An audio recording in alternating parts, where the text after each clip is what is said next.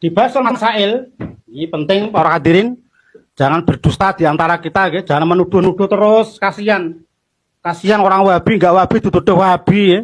Muhammadiyah dituduh nggak Pangutailan. Ini tolong, ini buku pengantar Rois Am PBNU Dr. Gyaji MA Sahal Mahfud Ahkamul Fuqaha, solusi problematika aktual hukum Islam, keputusan Muktamar, Munas, dan Kombes Nahdlatul Ulama tahun 1926 sampai 1999 Masehi.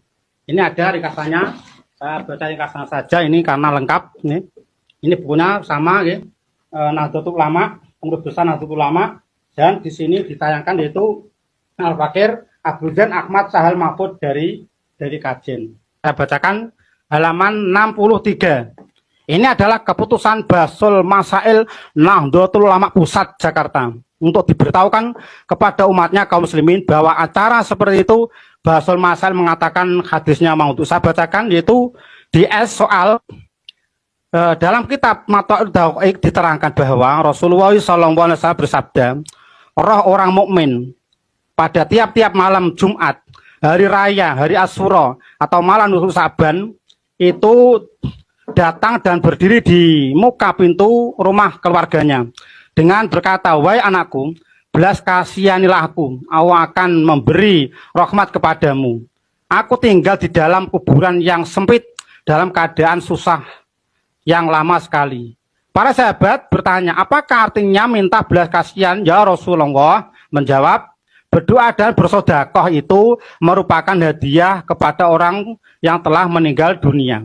Terus dari asar Sayyidina Umar berkata, bersedekah sesudah mengubur mayit itu pahalanya berlaku sampai 3 hari. Dan bersedekah dalam 3 hari itu pahalanya berlaku sampai 7 hari. Dan bersedekah 7 hari itu sampai berlaku sampai 40 hari. Dan bersedekah pada 40 hari itu pahalanya sampai 100 hari. Dan 100 hari setahun, dan bisa dari setahun sampai 1000 hari. Soal, bolehkah hadis dan asar tersebut digunakan untuk dalil yang memperbolehkan bersedekah untuk orang yang telah meninggal dunia pada hari-hari tertentu? Bolehkah hadis dan asar sahabat tersebut digunakan untuk dalil yang menyunahkan hukum sunnah bersedekah untuk arwah orang yang sudah mati? Apakah hadis dan asar tersebut sahih atau dhaif atau maudhu? Ini pertanyaan. Monggo disimak. Niki Basul Masail Nahdlatul Ulama. Kita hormati para teman-teman, kita berhormati keputusan Nahdlatul Ulama supaya kita jangan menuduh dengan teman-teman kita se-Islam se-akidah dituduh dengan keperkataan yang tidak enak seperti Wahabi, Muhammadiyah yang sesat. Kasihan. Siapa yang berdusta ini? Siapa yang bersalah ini? Saya jawab, hadis dan asar tersebut tidak boleh dipergunakan sebagai dalil karena terdapat tanda-tanda yang menunjukkan kedustaannya atau maudhu. Gimana ini? Mau apa ini, mau apa kita kalau sudah begini? Dan tidak terdapat dalam kitab-kitab yang sahih. Bahkan tidak ada kitab yang dinamakan kitab Mata'ud Dawa'ik. Hanya saja salah satu ulama dari Kudus menemukan hadis dan asar tersebut. Tertulis dengan tangan pada hamisi sesuatu kitab, dan akhirnya ditulis yaitu kitab Mata'ud Dawa'ik.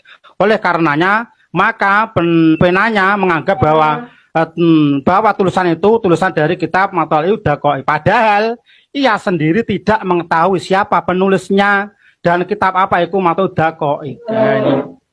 Ya, ini udah jelas, gitu.